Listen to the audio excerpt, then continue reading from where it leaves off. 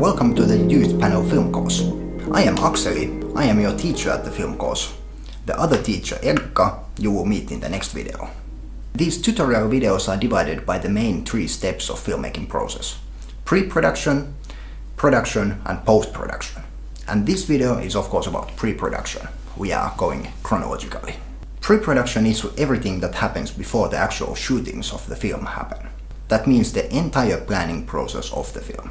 It is the most important step in the filmmaking process. If there is no plans, there is no film to be shot. Let's take a quick look of a frame from a film called Attack of the Cyber Octopuses, and I will show you what I mean. So this is one of the first frames of the movie. I was actually the gaffer of the film. A gaffer is the person who is helping cinematographer with the lighting design and chooses the lighting gear to achieve a look that's wanted. But take a careful look of the frame. What do you see? Well, there is an actor, obviously, some stuff around, and the actor is on the phone, so he's probably speaking. And of course it is somewhere. It's a large room that has big windows. All of these things were planned, decided, phoned or made during the pre-production. That's a lot of stuff, but we are getting a little bit ahead of ourselves. I will get back to the picture again. Before there can be anything else, you need to have an idea. And finding the idea can be the most difficult part of the whole filmmaking process. I wrote down to our Padlet board some steps to help you find your idea. Go to check it out, the link is in the Facebook group. After you have found your idea, things get a little bit easier. Starts the developing part, where you brainstorm ideas with everyone, you do research, and eventually you start drafting a script. So go to YouTube, search videos on the topic of your interest, and see what others have done. You don't want to make the same video that someone has already done. You can of course borrow some ideas, combine ideas, but do not steal the whole idea. It should have something from you. That makes a film personal and more interesting, and especially stand out from other stuff on YouTube. So once you have seen all the videos available and you start to have a better idea what you want to do, you start script writing. I know that it might seem a bit silly to make a script for something like a vlog, but trust me, it's very handy. It will help you to stay on topic and understand the structure of the video in advance. I wrote a script for this video too. It helped me to think it through before filming. The VO, by the way, means voice over. It means that the actor's or narrator's voice is heard on top of a scene where he or she is not physically present or is not speaking on screen. By the way, for cool voiceover stuff, check out the YouTube channel called Get Hands Dirty. The link is in the Padlet. Even if you don't do a full-scale script for your vlog, which is probably not necessary, as vlogging is a documentary type format, and you really don't know what is going to happen when you head out. So it's hard to script write something of the real world. But for a fictional story, writing a script is very important. Of course the actors need to read the script beforehand, learn the lines and everything. You can't go into a filmmaking process fully improvising. It will be a mess, trust me. So after you have your script finished, it's time to move on to plan how the film is shot. Part of this planning is to find shooting locations. Searching for locations is called location scouting. It's a very important step, as the location where to shoot has a huge impact on the look of the film. I still have something very important to discuss with you. So let's head out location scouting and try to find a perfect spot to do that.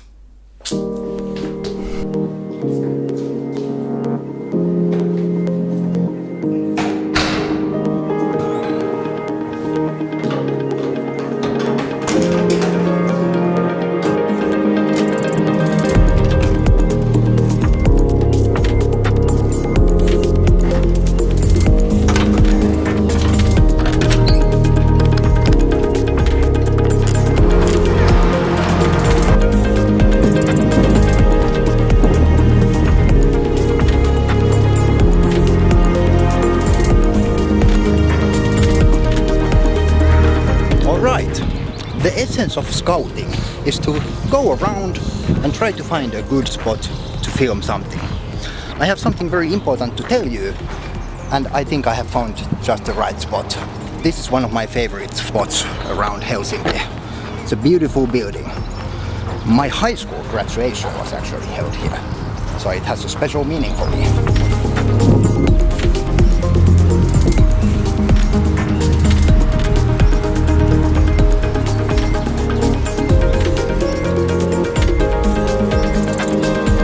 Alright!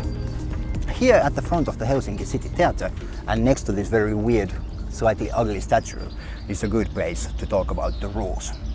They are very simple. We want each country to make 3 different videos, and the topics are internet and safety. You have to figure out how to combine these 2 things in an interesting way. And also the videos should be 3 different styles. One, we want it to be a vlogging style video. Second one, a short film, a fictional narrative work. And third one, whatever you want it to be. It can be a review or do-it-yourself guide, unboxing even. What do you want to do?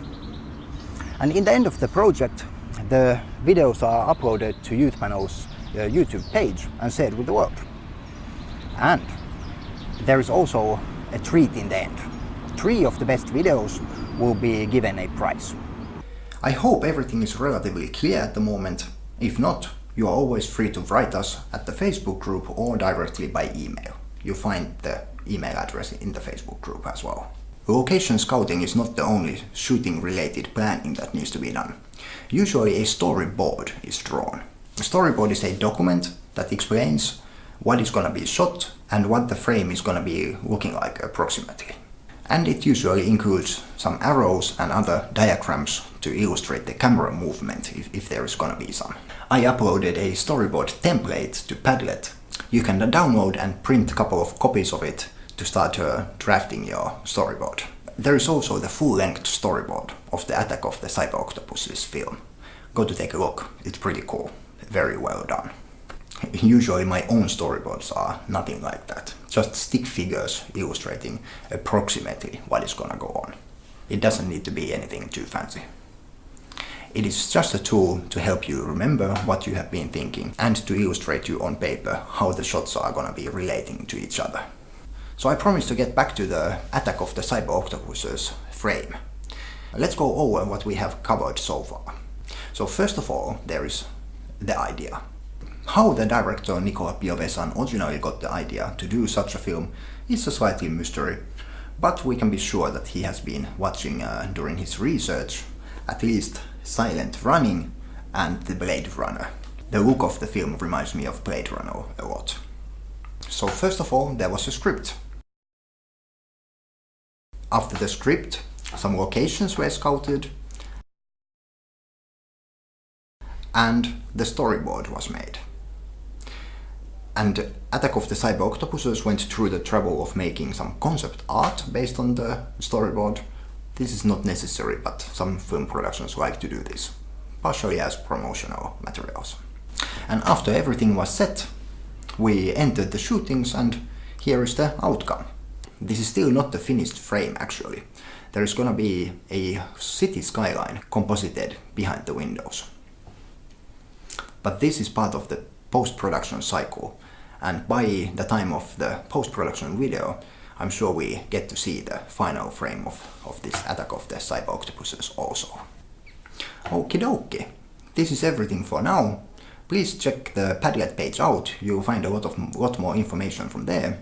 So in the next video, Erikka will be showing you how to use cameras and talking about different shooting techniques and that sort of stuff. I will join the next video to explain you a little bit about sound, which is a very important part of filmmaking as well. But don't worry, you don't need any fancy gear or special microphones or nothing to do these videos. A cell phone is a good enough camera for us. You should remember that the story is the key. Story matters. Beautiful cinematography or a wonderful sound mix hardly never can save a bad script. But a bad story can ruin beautiful technical work easily.